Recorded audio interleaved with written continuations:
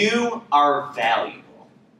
And even if you don't believe that your organs are valuable, in fact, there are about 14,000 people clamoring for your liver right now, and they need it.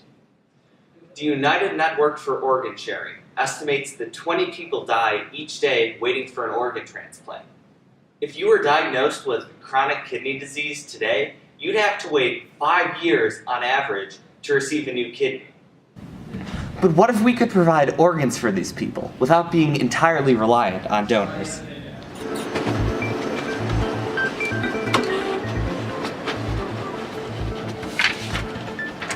Now, while this picture might be very pretty, it's not actually helpful to someone who has a pancreas. But what if we're onto something here? What if you could actually print your own organs?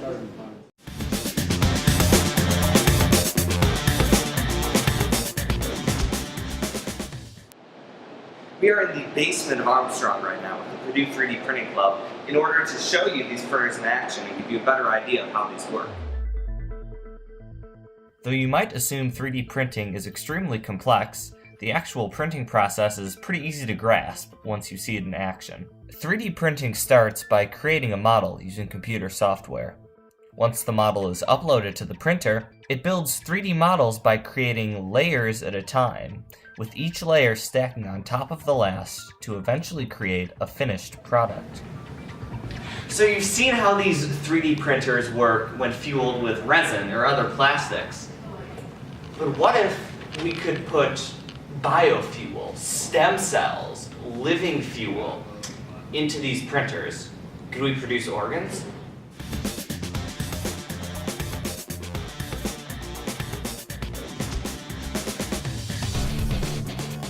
According to Vladimir Mironov in his article in Trends in Biotechnology, organ printing is the creation of human tissues and organs by using natural materials like stem cells. This biofuel is inserted into a 3D printer, which then functions as normal to produce viable materials for the human body.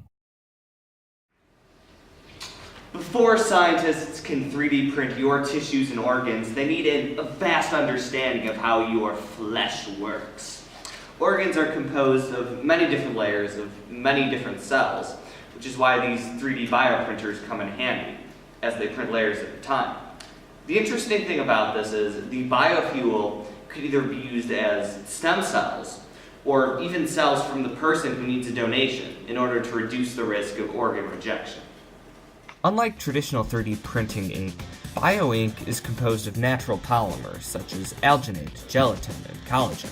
Additionally, because we're dealing with organic materials here, 3D bioprinting is done at a much lower temperature than the traditional heat used to mold plastics. But Jake, how does it work? Excellent question, Philip. Most people understand the concept of 3D printing to be done with things like plastics, but as discussed earlier, 3D bioprinters use bioink, composed of organic material. As a video produced by National Geographic describes, this bioink is produced in a manner of steps.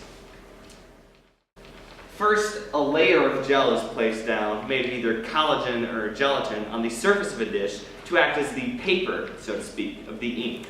Then, the printer uses its several cartridges, each containing different cell types. The bioink is the cell suspension that is dispensed onto the cell surface. The different cell types are then used in different locations to imitate the actual anatomy of the organ in question.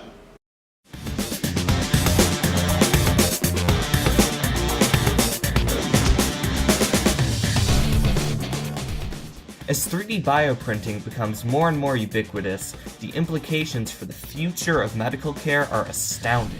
Because these organs and tissues can be bioprinted using the patient's own cells as bioink, the risk of transplant organ rejection is basically non-existent. Bioprinting, used in conjunction with other fields of science, such as nanotechnology and genetic engineering, can create a viable case for extending the human lifespan.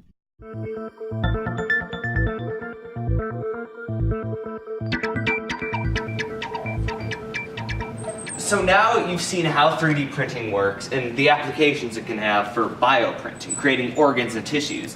This is quite literally the future of the medical field for organ transplants. No longer will people have to wait 5 years. No longer will there be an enormous waiting list for organ transplants. People will not die 20 a day because they need organs.